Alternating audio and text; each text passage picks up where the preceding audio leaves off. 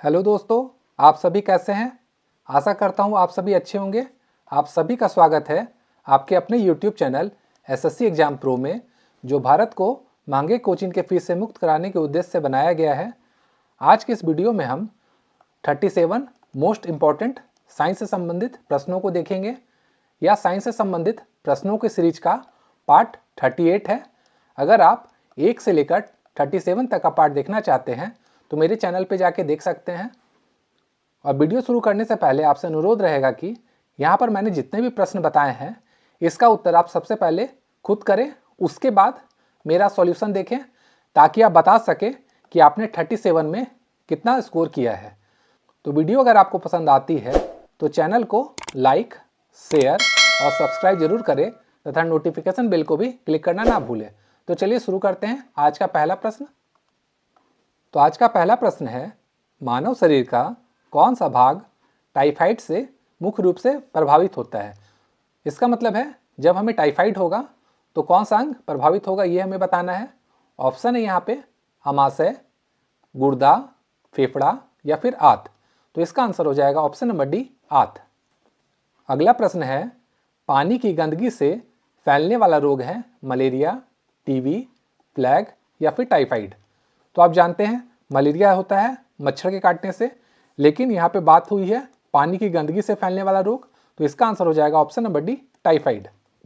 तीसरा प्रश्न है, कैंसर अस्थि मज्जा के कौन से भाग को प्रभावित करता है। ट्यूकोमिया, ल्यूकोमिया, फ्यूकोमिया या फिर ग्लूकोमिया। तो इसका आंसर हो जाएगा ऑप्शन नंबर बी, ल्यूकोमिया। चौथा प्रश्न है, एक्यूपंक्चर कहाँ पे सबसे ज़्यादा प्रचलित है। तो एक्यूपंक्चर क्या होता है, इसमें होता है सुई लिया जाता है और सुई को चुभोकर शरीर में जहाँ जहाँ बीमारी है वहाँ पे सुई को चुभोया जाएगा और उससे इसका इलाज होगा। तो हमें बताना है ये सबसे अधिक कहाँ पे प्रचलित है, भारत में, अमेरिका में, चीन में या फिर जर्मनी में। तो इसका आंसर होगा ऑप्शन नंबर सी, चीन में। पांचवा प्रश्न है, MMR का टीका किस बीमारी में दिया जाता है। Smallpox, mumps and rabies या फिर मीसेल्स, मम्स, रूबेला या फिर मम्स रेबीज। यहाँ पे 2 बार टाइपिंग मिस्टेक है। और चौथा ऑप्शन है इनमें से कोई नहीं। तो इसका आंसर हो जाएगा ऑप्शन नंबर बी। छठा प्रश्न है, एड्स का अर्थ क्या होता है, यह हमें बताना है। यहाँ पे 4 ऑप्शन दिया हुआ है, अकायार्ड इम्यून डिजीज सिंड्रोम या फिर यकार्ड इम्यूनिटी डिफिशियंट सिंड्रोम या फिर अकायार्ड यूमिनो डिफिशियंसी सिंड्रोम या फिर इकायार्ड इन्फेक्शन डिफिशियंसी सिंड्रोम। तो इसका आंसर हो जाएगा option number C, acquired immuno deficiency syndrome. सातवां प्रश्न है, जीवाणुओं की रोग जैसी संरचना को क्या कहा जाता है, यह हमें बताना है। ऑप्शन है फ्लैजिला, एट्रिक्स, क्लोस्ट या फिर सिलिंड्री। तो इसका आंसर हो जाएगा ऑप्शन नंबर ए, फ्लैजिला। अगला प्रश्न है, निम्नलिखित में से कौन सा अम्ल पेट के जीवाणुओं का नाश करता है, यह हमें बताना है। H2SO4, HCl, HNO3 या फिर H3PO4। तो इसका आंसर हो जाएगा ऑप्शन नंबर बी, HCl, जिसे हम लोग क्या कहते हैं, हाइड्रोजन क्लोराइड। 9वां प्रश्न है, हीमोफीलिया एक अनुवांशिक रोग है जिसका परिणाम इससे क्या होता है, यह हमें बताना है। अंधापन, हीमोग्लोबिन की कमी, स्यूमेटिज्म या रक्त का नहीं जमना। जब हीमोफीलिया होगा तो इसमें क्या होगा, रक्त नहीं जमेगा। तो इसका आंसर हो जाएगा ऑप्शन नंबर डी।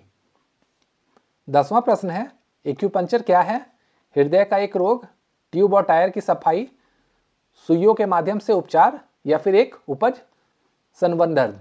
तो मैंने आपको पहले भी बताया था जो एक्यूपंक्चर होता है उसमें सुइयों के माध्यम से उपचार किया जाता है। इसका आंसर हो जाएगा ऑप्शन नंबर सी। 10वां प्रश्न है, डिप्थीरिया रोग से प्रभावित होती है कौन सा अंग होता है, ये बताना है। आंखें, गला, यकृत या अग्नाशय। तो इसका आंसर हो जाएगा ऑप्शन नंबर बी, गला। 12वां प्रश्न है, मलेरिया रोग से क्या प्रभावित होता है, ये बताना है। वो किसे प्रभावित करता है, हृदय को, फेफड़ा को, पलीहा को या फिर विक को, जिसे किडनी कहा जाता है। तो इसका आंसर हो जाएगा ऑप्शन नंबर सी, पलीहा को। 13वां प्रश्न है, एड्स में डी का क्या प्रत्यय है, ये बताना है हमें। डिजीज, डिफॉर्मिटी, डिफिशियंसी या डिसेबिलिटी? तो इसका आंसर हो जाएगा ऑप्शन नंबर सी, डिफिशियंसी। 14वां प्रश्न है, ग्लूकोमा या फिर ट्रेकोमा किस अंग का रोग है? गला, यकृत, आंत या फिर आंख? तो इसका आंसर हो जाएगा ऑप्शन नंबर डी, आंख। 15वां प्रश्न है, हेपेटाइटिस रोग में शरीर का कौन सा अंग प्रभावित होता है? ये हमें बताना है। मस्तिष्क, हृदय, यकृत या फिर गुर्दा? तो हेपेटाइटिस होता है, इसमें क्या होता है? जॉन्डिस हो जाता है। जॉन्डिस होने से क्या होता है? हमारा लीवर डैमेज होता है। तो इसका आंसर हो जाएगा ऑप्शन नंबर सी, यकृत। 16वां प्रश्न है, कौन सा रोग पानी के माध्यम से होता है? यह हमें बताना है। टाइफाइड, प्लेग, मलेरिया फिर या हैजा? तो इसका आंसर हो जाएगा ऑप्शन नंबर डी, हैजा, जिसे हम लोग क्या कहते हैं इंग्लिश में? डायरिया। तो दोस्तों, आपको जिसका इसका आंसर आ रहा है आप उसे कमेंट में बताते जाएं, ताकि मुझे भी पता चल सके कि आपने 37 में कितना स्कोर किया है। तो अगला क्वेश्चन है, प्याज है, ये हमें बताना है। प्रकंद, बल्ब, ट्यूबर या फिर कॉर्न? तो इसका आंसर हो जाएगा ऑप्शन नंबर बी, बल्ब। 18वां प्रश्न है, अदरक होता है रूपांतरित, ये किसमें रूपांतरित होता है? ये बताना है। मूल, पत्ती, प्रतान या फिर तना? तो इसका आंसर हो जाएगा ऑप्शन नंबर डी, तना। 19वां प्रश्न है, बांस किस कुल का पौधा है? ये हमें बताना है। वृक्ष, घास, उपर्युक्त दोनों, इनमें से कोई नहीं? तो जो बांस होता है वो आता है आपका घास कैटेगरी में। तो इसका आंसर हो जाएगा ऑप्शन नंबर बी, घास। 20वां प्रश्न है, सामान्य चीनी या फिर केन शुगर किसे कहा जाता है? जो गन्ना का जूस होता है क्या कहा जाता है? ये बताना है। सुक्रोज, लैक्टोज, माल्टोज या फिर फ्रैक्टोज? तो इसका आंसर हो जाएगा ऑप्शन नंबर ए, सुक्रोज। 21वां प्रश्न है, नाशपाती का खाने योग्य भाग होता है। गुद्देदार, पुष्पासन, विषाणु, दोनों या फिर कली? तो इसका आंसर हो जाएगा ऑप्शन नंबर ए, गुद्देदार, पुष्पासन। 22वां प्रश्न है, सेब का कौन सा भाग खाने योग्य है? बीजपत्र, भ्रूणपोष या भ्रूण, मांसल, पुष्पासन या फिर रसदार रोम? तो इसका आंसर हो जाएगा ऑप्शन नंबर सी, मांसल, पुष्पासन। 23वां प्रश्न है, आलू उदाहरण है। रूपांतरित जड़ का, रूपांतरित पत्ती का, रूपांतरित तने का, इनमें से कोई नहीं? तो इसका आंसर हो जाएगा ऑप्शन नंबर सी, रूपांतरित तने का। 24वां प्रश्न है, काली मिर्च पादप एक क्या है? यह हमें बताना है। वृक्ष, लता, झाड़ झंझाड़ या फिर झाड़ी? तो इसका आंसर हो जाएगा ऑप्शन नंबर डी, झाड़ी। 25वां प्रश्न है, पौधे के किस भाग से जूट की प्राप्ति होती है? फूल, फल, तना या पत्ता? तो इसका आंसर हो जाएगा ऑप्शन नंबर सी, तना। 26वां प्रश्न है, रंजक व खाद्य पदार्थ बनाने में किसका प्रयोग किया जाता है? कैरामल का, कार्नोलाइट का, बेंजीन का या फिर इनमें से कोई नहीं? तो इसका आंसर हो जाएगा ऑप्शन नंबर ए, कैरामल का। 27वां प्रश्न है, कपास प्राप्त होता है तने का, पत्तियों से, वृक्ष से या फिर जड़ से? यहाँ पे तने से होना चाहिए, ये आप देख लीजिएगा। तो इसका आंसर हो जाएगा ऑप्शन नंबर सी, बीज से। 28वां प्रश्न है, प्याज प्रावर्तित रूप है तने का, जड़ का, पत्तियों का या फिर फल का? तो इसका आंसर होगा ऑप्शन नंबर ए, तने का।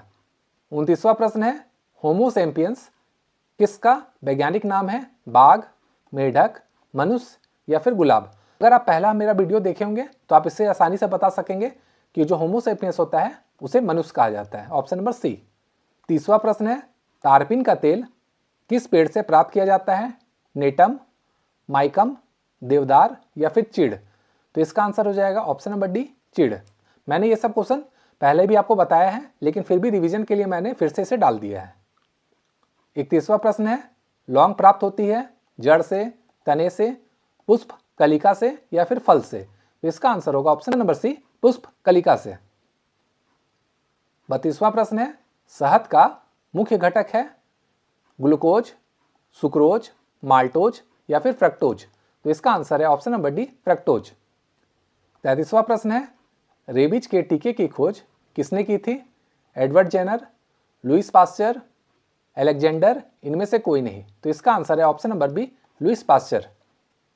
34वां प्रश्न है, हाइड्रोफोनिक्स संबंधित है मिट्टी के बिना पौधे की वृद्धि से, पानी के बिना पौधे की वृद्धि, आर्द्र वातावरण से, आवाज का पानी के साथ संबंध से या फिर पानी के तकनीक का संरक्षण से? तो मैंने आपको इसका आंसर पहले भी बताया है। इसका आंसर हो जाएगा ऑप्शन नंबर ए, मिट्टी के बिना पौधे की वृद्धि से। 35वां प्रश्न है, पौधे के लिए अच्छा उर्वरक कौन सा है? कंपोस्ट, अमोनिया, लाइम का सुपर फास्फेट या फिर यूरिया? तो इसका आंसर हो जाएगा ऑप्शन नंबर डी, यूरिया। 36वां प्रश्न है, बीज की बुआई के समय सामान्यतः किस उर्वरक का उपयोग किया जाता है? नाइट्रेट, पोटास, फास्फोरस या फिर कैल्शियम? तो इसका आंसर हो जाएगा ऑप्शन नंबर बी, पोटास। 37वां और इस वीडियो का अंतिम प्रश्न है, उर्वरकों में कौन सा तत्व अनुपस्थित होता है, ये हमें बताना है। नाइट्रोजन, हाइड्रोजन, क्लोरीन या फिर फास्फोरस? तो इसका आंसर होगा ऑप्शन नंबर सी, क्लोरीन। तो दोस्तों, यह था विज्ञान से संबंधित प्रश्नों की सीरीज का पार्ट 38। आगे का वीडियो अगले पार्ट में आएगा। तो वीडियो अगर आपको पसंद आती है तो चैनल को लाइक, शेयर और सब्सक्राइब जरूर करें। Thank you.